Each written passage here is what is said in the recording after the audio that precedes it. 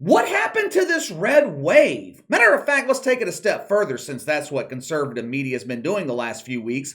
What happened to this red tsunami that we were supposed to see? After hearing all this rhetoric the last few weeks, I was expecting to wake up this morning seeing nothing but red across the board. I grabbed my phone around 6 o'clock this morning, checked the results from last night. Instead of seeing this red wave, I woke up to what could potentially be a balanced federal government, which, to be honest with you, is the way it should be. Now, I know a lot of people are feeling disappointed this morning, but there's no reason to be disappointed. Just because this highly anticipated red wave didn't come to fruition, it doesn't mean half the country is suddenly flying diversity flags in their front yard. During his victory speech last night, Ron DeSantis said Florida is where the woke gets buried, or something to that effect. Now, to his credit, Florida has built some exceptional woke cemeteries, but it doesn't compare to the woke cemeteries built in the mainstream media in Hollywood. Thankfully, Tiffany Cross was living in New York City, a state where you can perform abortions and collect woke welfare all at the same facility. Her media career was aborted last week going into its third trimester. She's laying next to Brian Stelter, who is resting under a nice sugar-coated tombstone. Hollywood's another place where being a woke pirate pounder seems to be in decline. The highly promoted movie Bros and Butt Bongo crashed at the box office. Meghan Markle, she had a cartoon series scheduled to be released on Netflix. It was about a 12-year-old girl and her journey of self-discovery. My sources tell me the main character, it was based on Rachel Levine. Meghan Markle planned to take viewers on this special journey of young Richard Levine becoming disgusted with his given nickname Dick, consulting with doctors on what to do about it. The viewers, they would see this amazing cartoon-style transformation of Dick becoming Rach. Unfortunately, we will not be seeing this bullshit because Netflix canceled the series. Last week, the New York Times, they published an article where several Hollywood insiders admitted that this whole get woke, go broke thing, they admitted that it's real. The industry is shook. Most projects centered around diversity, equity, and inclusion are losing millions of dollars.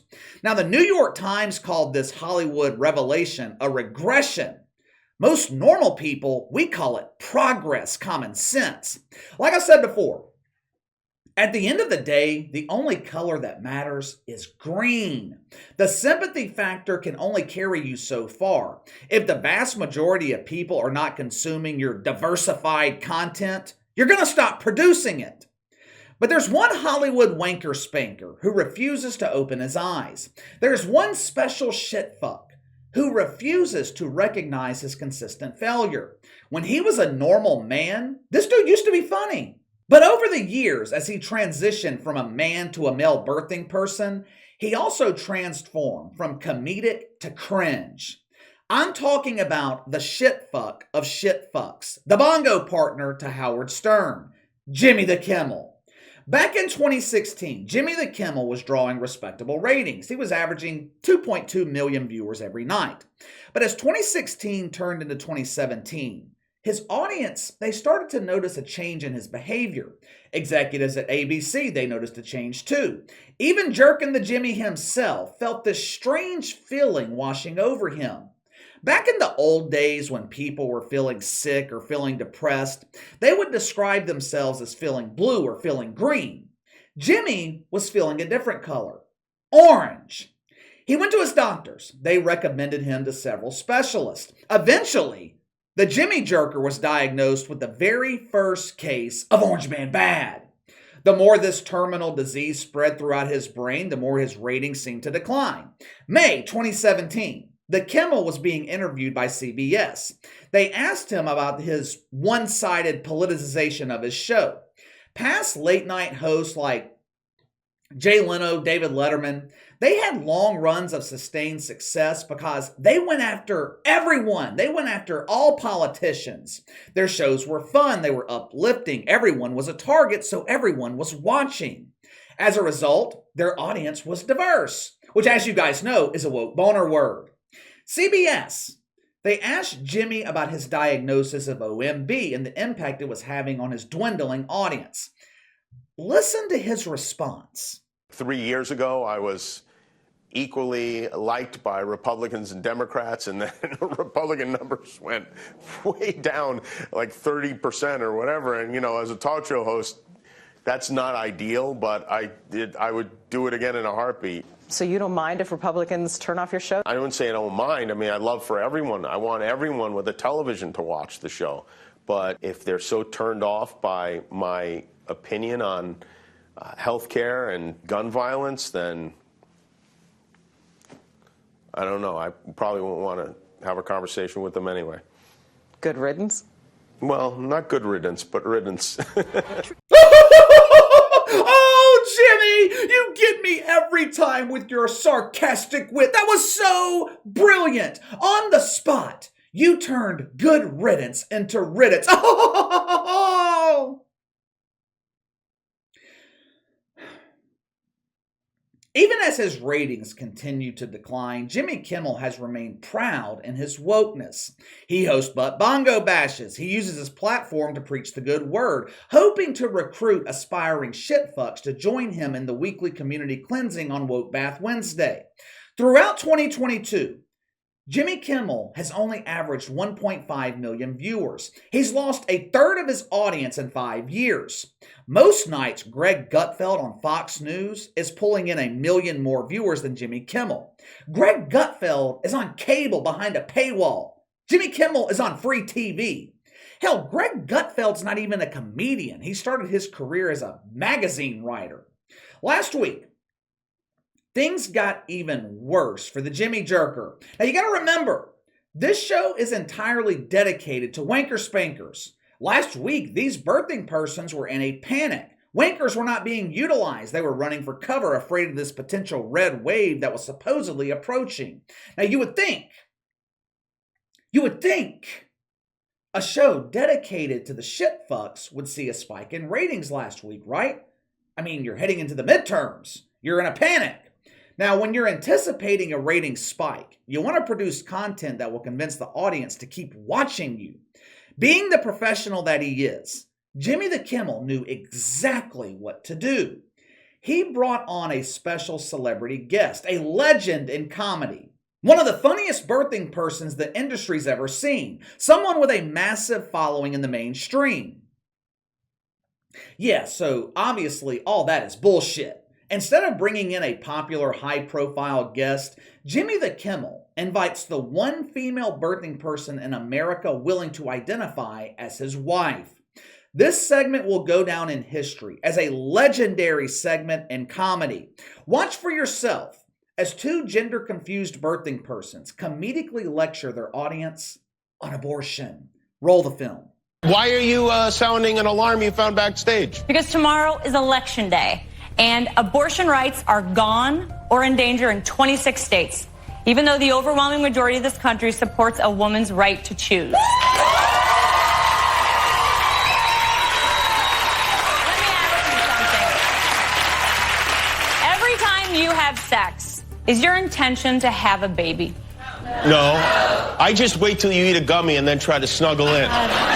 To the surprise of absolutely no one, this segment did nothing to increase ratings. As a matter of fact, they went down. Last week, Jimmy Kimmel averaged just 1.2 million viewers. So again, in the span of 5 years, he has managed to turn away over 1 million people from watching his show. From what I can tell, Jimmy Kimmel is the least watched program on ABC. ABC World News Tonight hovers around 8 million viewers. Shows in prime time on ABC usually between 3 and 4 million. Then you have this supposed comedian hovering around 1 million viewers. Executives at ABC are in a panic. A while back, they confronted the Kimmel about his dwindling audience. They were concerned about his declining health. The disease of OMB, it has reached stage 4 levels.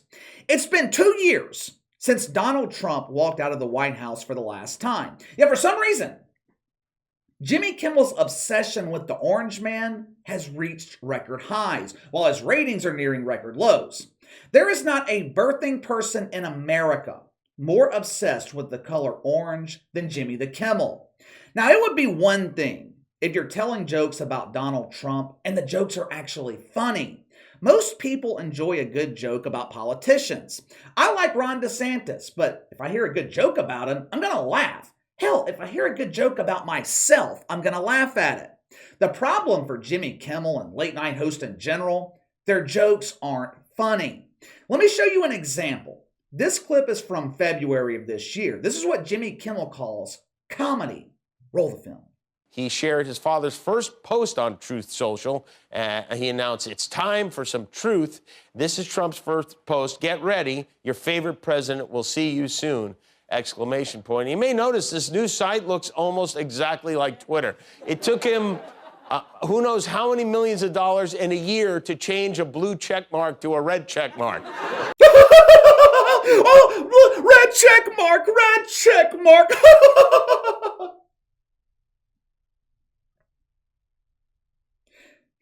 This right here, this is why executives at ABC were concerned. I can't believe they gave this dude a 3-year extension back in September. His ratings suck. Nothing is funny about this show. Executives at ABC, they confronted Jimmy Kimmel about his OMB. They told him to lay off Donald Trump. Or, if you're not going to lay off of him, at least be funny about it. You know what Jimmy Kimmel told him?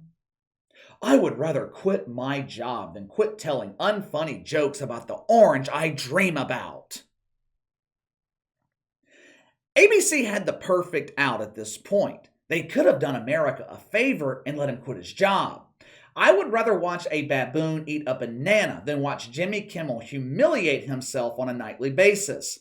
Then I see this morning where the Academy Awards, they want this fungus to host the show, potentially infecting the handful of people who still watch that garbage. Ratings for the Oscars have been disastrous the last 2 years. 2021 was a dedication to wokeness, drew record low ratings, just over 10 million viewers.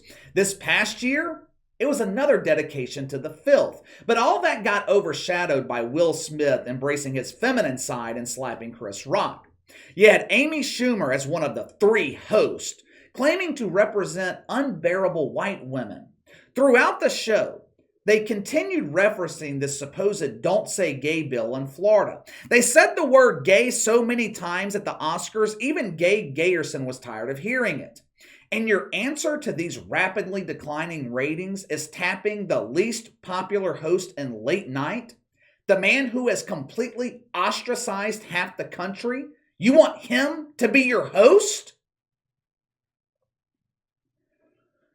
I mean, it doesn't make any sense to me. He hosted back-to-back years in 2017 and 2018. His second year, 2018, ratings dropped 19%, a decline of 7 million viewers.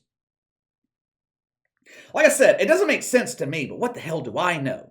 I admit I'm out of touch with the Oscars core audience of purple-haired women who look like prepubescent boys and wig-wearing dudes who look like Howard Stern. But give me your thoughts. Jimmy Kimmel, he continues being the caboose in late night. He was warned that he was turning off half the population, half his audience, but he continued doing it anyway. At this point, can anything save this show? Actually, you know what? Answer this.